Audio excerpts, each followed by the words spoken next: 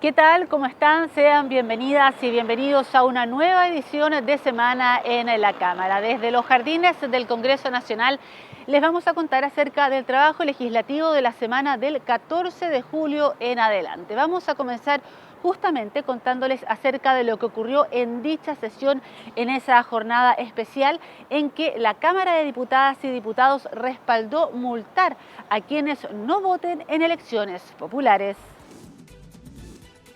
La Cámara aprobó en general por 85 votos a favor, 33 en contra y 20 abstenciones el proyecto que sanciona al ciudadano que no vote con multas a beneficio municipal de entre media y 3 UTM, es decir, entre 34.000 y 206.000 pesos aproximadamente.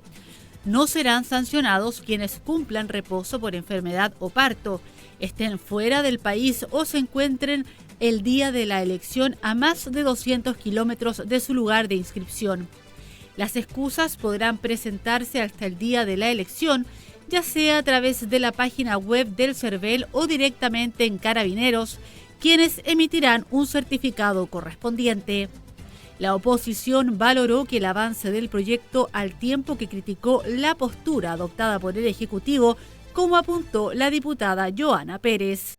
Yo lamento que el gobierno no haya llegado a la sesión para que pudiéramos conversar de los términos de cómo ellos se van a sumar a poder cumplir este mandato constitucional, que es, así como lo hicieron de manera transitoria en la anterior elección, hoy también se puedan sumar, puesto que el CERVEL y también los juzgados de policía local tienen que tener atribuciones, funciones y un procedimiento, y eso no lo podemos hacer solos. Y por lo tanto acá se necesita a un gobierno, un ejecutivo que ejecute una reforma constitucional. Y eso es lo que se jugaba en la sala. Yo lamento que muchas personas que estuvieron a favor del voto obligatorio hoy día le den la espalda a aplicar ese voto obligatorio. No se entiende. Por el contrario, el oficialismo lamentó legislar teniendo una elección presidencial y parlamentaria en pocos meses más, y pidió generar un debate mayor sobre la participación de los extranjeros, como expusieron los diputados Jaime Araya y Diego Ibáñez. Me parece que no corresponde a última hora venir a cambiar las normas constitucionales, las normas legales. Y el tercero es que esto es una anomalía en la gran mayoría de los países del mundo. En casi ningún país, salvo en 5 países, los extranjeros votan para elegir al presidente de la República o a los parlamentarios. Y desde ese punto de vista sería importante que se adoptara el principio de reciprocidad. Esto significa que solo en aquellos países donde los chilenos pueden elegir al presidente de la República extranjero, se puedan votar en Chile. Y derechamente yo preferiría que se impulsara el proyecto que había presentado el diputado Manucheri en orden a reformar la Constitución y que solamente puedan votar en Chile los extranjeros que se nacionalicen chilenos. Me parece que eso es de sentido común, eso significa un mayor compromiso con el país, con su destino, con su futuro, y desde ese punto de vista creo que así se resguarda mucho mejor la democracia. Creo que estos cambios de última hora no son coherentes, no son responsables. Me parece que siempre cambiar las reglas del juego mientras está jugando el partido es una cosa que no es aconsejable. Este proyecto, el Frente Amplio votó en contra. Creemos que el debate es mucho más profundo que legitimar la democracia mediante una multa. Creemos que hoy hay una fractura entre las instituciones y los votantes, y eso no se va a resolver obligando a la gente a punta de multas a votar. Si bien se modificó la normativa y el voto es obligatorio, creemos que hay otros debates mucho más profundos que es importante abrir en este Congreso. Creemos que la legislación actual, que es de mediados de siglo, es una legislación que debe modernizarse. Chile es uno de los pocos países, si no el único país de la OECD, que tiene muy pocos requisitos para que la comunidad migrante se pueda involucrar en la votación presidencial. Creemos que hay que abrir ese debate y naturalmente allí va a radicar también la legitimidad de los ciudadanos para comprometerse con la política. El proyecto, que retornó a la Comisión de Gobierno Interior con indicaciones, también dispone que quienes hayan ejercido su voto en las últimas elecciones populares podrán recibir incentivos respecto de prestaciones estatales, los que establecerá el Ministerio del Interior. Seguimos en la semana en la Cámara revisando el trabajo legislativo. Lo que viene ahora ya es la sesión de sala tradicional, una jornada en la que diputadas y diputados abordaron distintos proyectos de ley en la jornada también del lunes 14 de julio. Conozcamos el detalle de estos proyectos de ley.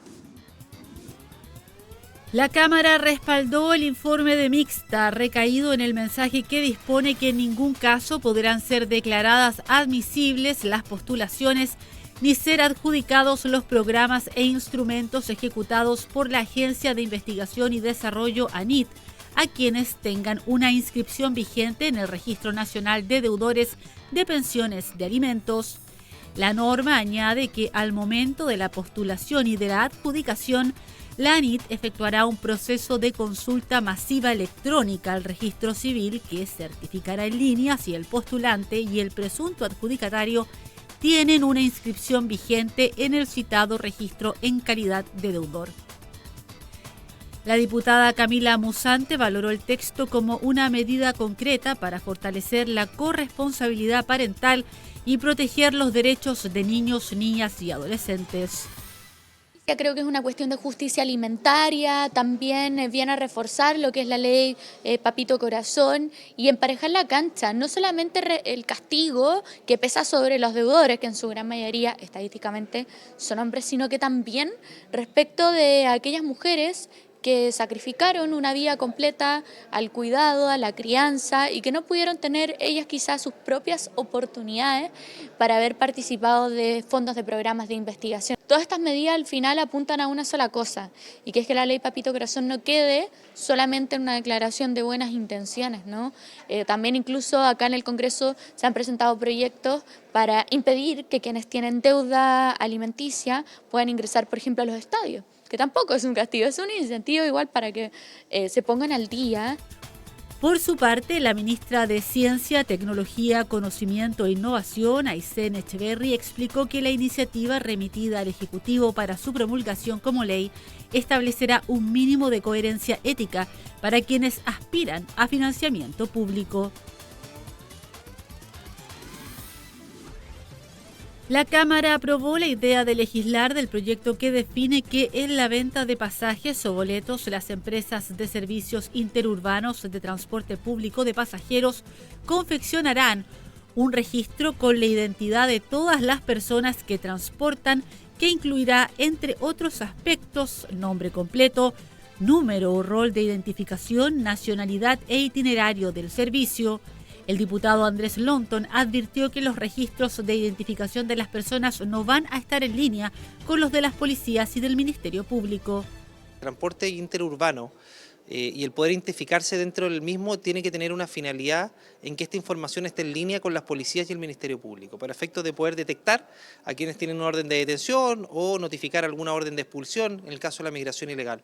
Pero el no ser interoperable, no estar en línea, tener un registro manual en la práctica y una difícil fiscalización, porque todos sabemos que la fiscalización en los transportes interurbanos, por la poca capacidad que tiene el Estado, es difícil de realizar. Lo que va a significar en la práctica es un costo excesivo para los transportes interurbanos, porque se va a tener que contratar gente y probablemente una molestia para los pasajeros y una obligación difícil de cumplir. Porque en la práctica esto es igual que en las botillerías, cuando uno le pedían el carnet. ¿Qué pasa si se opone? El mal rato se lo va a llevar el que trabaja en el transporte interurbano y en definitiva ese registro después va a quedar en tierra de nadie porque va a quedar a disposición, pero puede ser un registro que esté incompleto y que obviamente que esté incompleto va a ser difícil de detectar, principalmente porque no está en línea esto.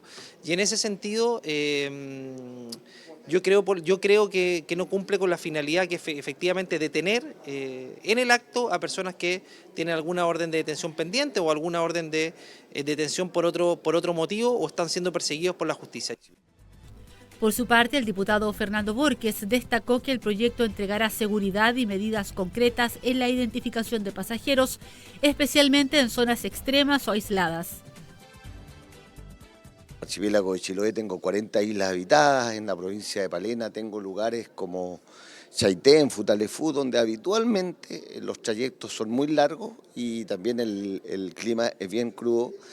Y particularmente lo que vimos positivo de este proyecto es que mientras tengamos una nómina, pudiéramos tener la capacidad de que si es que hay algún accidente, primero saber quiénes son los que van, ¿no es cierto?, transitando en este tema terrestre. A veces, ¿no es cierto?, son turistas que andan y que no se sabe en algún momento si se subieron a un bus y ese bus hasta dónde los llevó, si es que llegaron o no a su destino. Así que desde el punto de vista de la seguridad, nosotros consideramos que esto es positivo, especialmente en las zonas extremas, en las zonas rezagadas, donde si no tenemos una nómina, no vamos a saber cómo identificar. Para la confección de la nómina, las empresas deberán exigir la exhibición de un documento de identidad antes de abordar el bus. La identidad de todo pasajero que se incorpore en algún punto intermedio entre el inicio y el destino también deberá ser verificada e incluida en la nómina. Al Senado se despachó el proyecto que entrega un día libre a las y los vocales de mesa. La norma, aprobada en general en abril pasado, regresó a la Comisión de Gobierno Interior para revisar las indicaciones presentadas. En dicho trámite se aprobó establecer de forma permanente que las y los trabajadores que se desempeñen como vocales de mesa tengan derecho a un día de permiso laboral que podrán utilizar a su elección dentro de los 5 días siguientes a la respectiva elección. Asimismo, el texto incluyó medidas para estudiantes y también sumó al beneficio a los vocales de las últimas elecciones regionales y comunales, tal como explicó el diputado Luis Cuello, promotor de la iniciativa. Al mismo tiempo, esta ley reconoce un descanso compensatorio de un día para las personas que ya fueron vocales en la pasada elección, y también se incorporó una indicación que se formuló en sala respecto de los estudiantes. Es decir, hay estudiantes que cumplen su función como vocal de mesa y tienen una prueba al día siguiente, entonces acá se permite que en definitiva esa función, que es una función pública que contribuye a la democracia, sirva como justificación para poder rendir la prueba en otra fecha. Sin embargo, para el diputado Jorge Ratjeb, esta medida no va en la dirección correcta, pues se generaría un doble pago por la función. El CERVEL remunera a quienes sean vocales de mesa en todas las elecciones. Por lo tanto, entregar un día libre significa que va a tener una remuneración doble, por cuanto el empleador, cuando la persona es dependiente de otro, va a tener una remuneración adicional respecto de ese tema. Por lo tanto, va a ser pagado por el CERVEL, recursos de todos los chilenos, y además por el empleador, que va a tener que entregarle un día libre remunerado por haber sido vocal de mesa. Se presenta también la duda respecto de aquellas personas que son vocales de mesa y que tienen su propio emprendimiento, no sé, una persona que tiene un local en el mercado o en la Vega Libre, o que realiza funciones en forma absolutamente independiente. Cabe destacar que la moción agrega que el beneficio no será aplicable en plebiscitos ni en elecciones primarias, ni tampoco en segunda vuelta de elecciones de presidenciales o de gobernadores regionales. La Cámara respaldó el proyecto que define que las investigaciones de hechos constitutivos de delitos tributarios sancionados con pena privativa de libertad solo podrán ser iniciadas por denuncia o querella de impuestos internos o de oficio por el Ministerio Público, previa decisión fundada del fiscal nacional. El texto, que tras sumar 87 votos a favor, 21 en contra y 5 abstenciones, fue remitido al Senado, consigna que la iniciativa penal tributaria se aplicará para casos en que los montos superen las 600 unidades tributarias anuales, aproximadamente 496 millones de pesos, esto sin considerar intereses, reajustes y multas. El diputado Leonardo Soto valoró la medida como un paso necesario contra la evasión. Este proyecto de ley tiene mucho sentido porque lo que hace es darle autonomía al Ministerio Público, a la Fiscalía Nacional, para poder iniciar investigaciones de fraude tributario. Hoy día ese derecho no lo tienen. Para poder abrir cualquier investigación penal se requiere previamente que exista querella del director del Servicio de Impuestos Internos. De tal manera que si no la hay, no se puede investigar. Bueno, este proyecto entrega un conjunto de atribuciones que garantizan la independencia funcional para quien dirige las investigaciones de delitos fiscales, que es una manera, me parece, potente de poder enfrentar la evasión fiscal que hoy día en Chile está completamente desatada.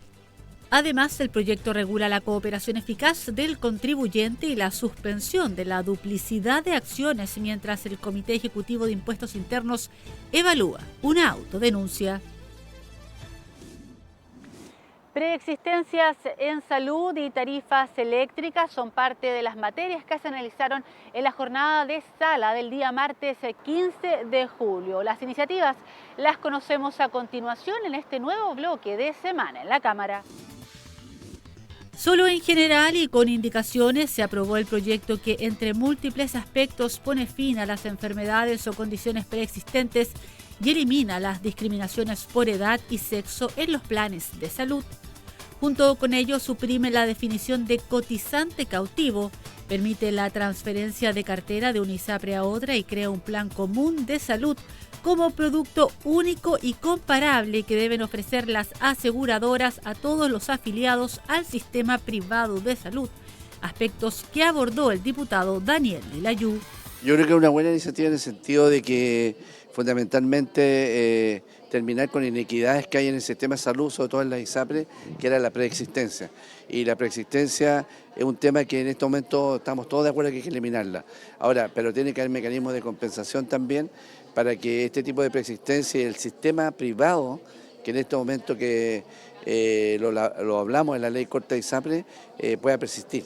Hay 3 millones de personas que están en el sistema privado de las ISAPRE y eso hay que regularla. El problema del plan único que hay es que fue muy mal calculado, estamos hablando de la MSC, yo fui uno de los más críticos, que el cálculo que se había hecho fue con un interés de poder captar algún tipo de personas que venían de la ISAPRE. El gobierno puso un valor, nosotros bajo todo punto de vista sabíamos que eso no era viable y el tiempo nos dio la razón. En este momento se han llamado a 2 licitaciones y el plan de salud no está. Por su parte, la diputada Elia Molina advirtió la necesidad de terminar con las desigualdades y discriminaciones, también con la administración de recursos de la seguridad social por parte de instituciones privadas con fines de lucro. Había que buscar una fórmula para poder aplanar las primas, que no se discriminar a la gente por edad, por enfermedades previas o por sexo. Y en ese contexto entonces se ha hecho esta propuesta de tener un plan común nacional básico, dijéramos, y la posibilidad, ¿no es cierto?, para poder minimizar y aplanar y mancomunar, por decirlo, los riesgos, tener esta figura del reaseguro que la ISAPRE tiene que tomar, no la persona, pero que sin duda también va a influir en el precio de los planes. Creo que es un avance, pero no es suficiente. Creo que va a haber que avanzar hacia un sistema que sea universal de salud y donde cada uno que quiera tener cosas extras o elegantes o lo que sea, tomemos un seguro complementario. Pero que a mí no me parece correcto que organizaciones con fines de lucro, como son las ISAPRE, administren fondos de la seguridad social. Por haberse renovado, indicaciones del Ejecutivo que inciden en materias presupuestarias y que por tanto son propias de la Comisión de Hacienda, el proyecto se remitió ahora a dicha instancia. Definir y categorizar los sistemas medianos y aislados, así como su tarificación, junto con actualizar el proceso de planificación, son algunos de los fines de un proyecto aprobado por la Cámara que, entre sus efectos, rebajará las tarifas eléctricas para clientes no residenciales de zonas extremas. Según cálculos del Ejecutivo, en la región de Aysén, la disminución será del 19% el segundo semestre de este año y de 30% en 2028, lo que se reflejará en una baja en las cuentas finales de las tarifas eléctricas no residenciales de 11% y 17% respectivamente. El proyecto también abre nuevas oportunidades para la inversión en energías renovables a gran escala y entrega más herramientas a los gobiernos regionales para asegurar el suministro, como destacó el diputado Héctor Ulloa. es necesario en primer lugar este tipo de iniciativas que nos permitan abaratar o bajar los costos y sobre todo bajar el precio final en estos sistemas aislados. En nuestro distrito por lo menos es relevante este proyecto de ley para las 4 comunas de la provincia de Palena y para la comuna de Cochamó. ¿Qué significa esto? Que vamos a otorgar o podemos otorgar facultades a los gobiernos regionales para que puedan garantizar la operación mediante recursos públicos, la operación y la mantención de suministros eléctricos en estas zonas aisladas. En segundo lugar, además, este proyecto de ley nos acerca la tarifa que pagan los sistemas medianos o estos sistemas aislados, va a acercar el precio al nudo o al precio nudo final que paga todo Chile, abaratando los costos porque nos acercamos finalmente al precio del sistema interconectado central. Por tanto, es una buena medida, es un buen proyecto, por cuanto finalmente mejora la seguridad en materia de suministro eléctrico y sobre todo baja la tarifa que deben pagar los sistemas aislados. El proyecto contempla además que el reconocimiento de inversión de proyectos renovables de gran escala sea incluido en la determinación del costo total de largo plazo del proceso tarifario en curso y de los 3 procesos siguientes. Llegamos al final de esta edición de Semana en la Cámara, donde conocimos el trabajo legislativo de esta semana del 14 de julio en adelante. Como siempre, la invitación es a que nos encontremos en los próximos días para seguir conociendo el trabajo legislativo que se desarrolla acá en la sala de la Cámara de Diputadas y Diputados. Nos encontramos en una próxima oportunidad.